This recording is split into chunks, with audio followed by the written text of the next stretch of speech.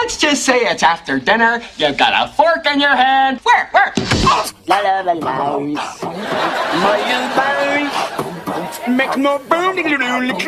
A woman is as sweet as honey as long as she don't want no money. Back in the day, TV felt a bit predictable. But then, In Living Color burst onto the scene, shattering expectations and delivering side-splitting laughter that hit you like a bolt from the blue. Damn!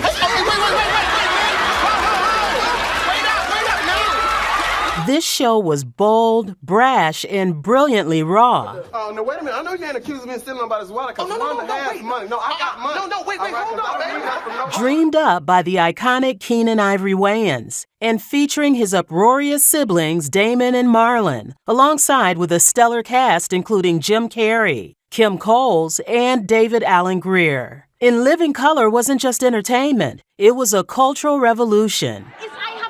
Cooking and the cleaning and the washing around here, not to mention the welding. But as with all revolutions, there was an end. What really led to the show's sudden cancellation. Compete to get your material on. So the writers are competing with each other, the performers are competing with each other. Oh, I mean, maybe Jim Carrey didn't have to compete because he was one of a kind, and certainly the Wayans didn't have to compete because it was their show. But there was a strong competition. I had a talk with Tommy Davidson just the other day. We were on a flight together, and I didn't know he was feeling it too, like it was a strong competitive experience. I went to Living Single, and it was a cooperative, and so it was very different. So, and better. And better for me. Keenan breaks it down, revealing the behind-the-scenes drama. Was it network politics, creative clashes, or did Fire Marshal Bill ignite a firestorm too big to extinguish?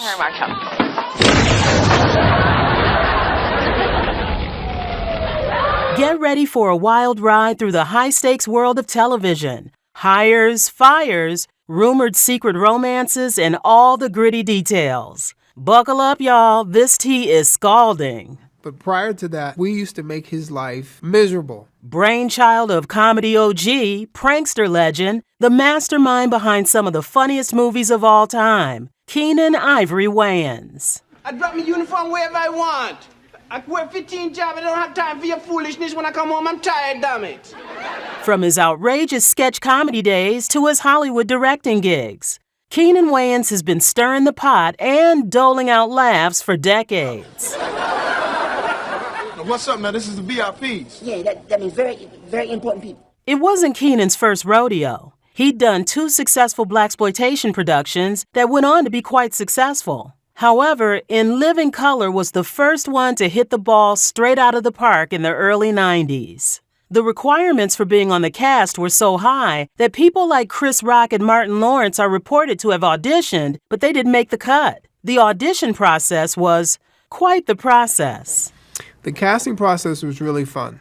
A lot of the people I knew from doing stand-up in the clubs, but even though I knew them, I put them all through the process. And the process was they came in, they read script, performed that. Then we did improvs. And then if they made it to the finals, they had to do their act on stage. And because one person's cilantro nightmare is another's salsa fiesta, while some other people didn't make the cut to be on the cast of the show, others did and turned it down. By others, we're referring to Mark Curry. And I was also offered In Living Color. People don't know that. Put some respect on my name. Why did you turn down In Living Color? Well, it was either Mr. Cooper or In Living Color. Oh, yeah.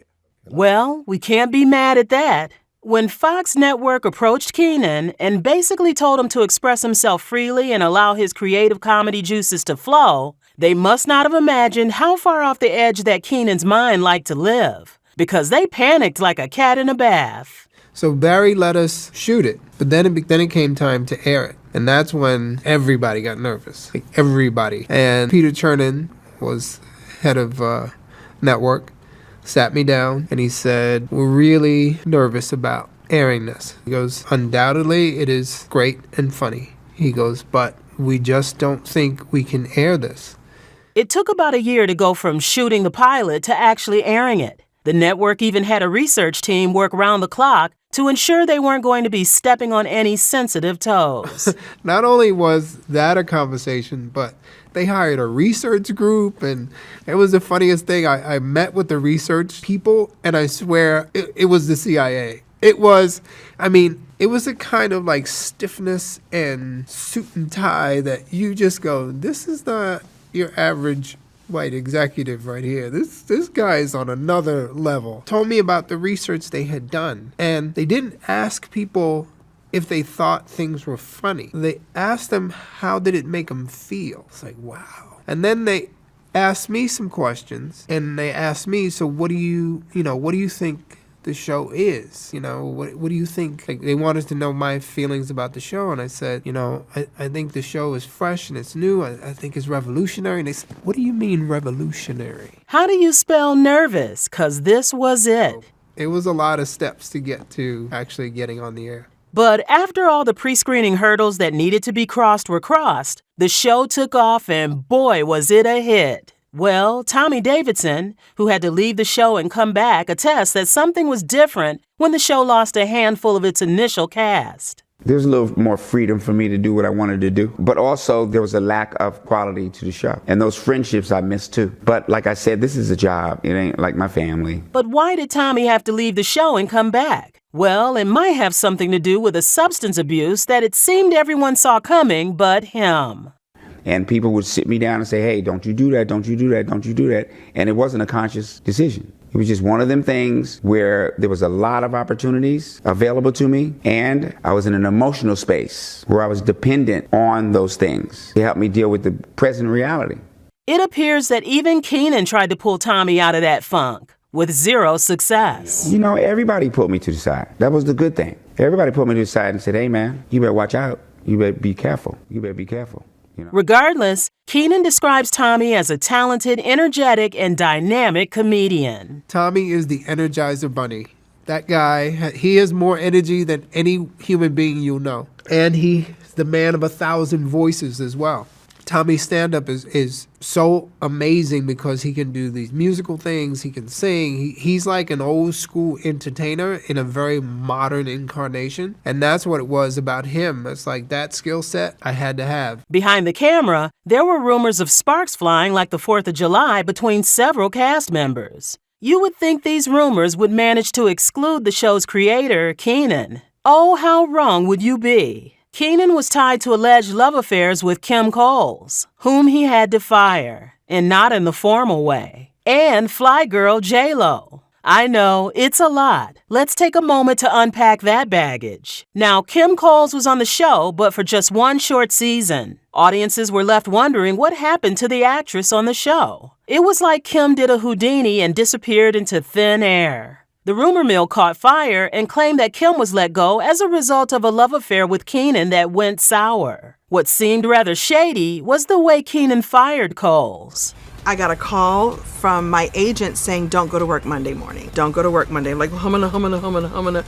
And it was tough, of course, and it was embarrassing, and it was weird because it was the hottest thing ever, and I couldn't understand what I had done or not done right or wrong, and eventually we had a conversation, and I understood the politics of the situation. You can make what you want of that, but it smells like shady business. Kim is of the opinion that Keenan fired her because of his little sister, Kimberly Wayans, who was also on the show, and that she wasn't allowed to shine because Kim Wayans had to shine as well. Keenan addresses what really went down.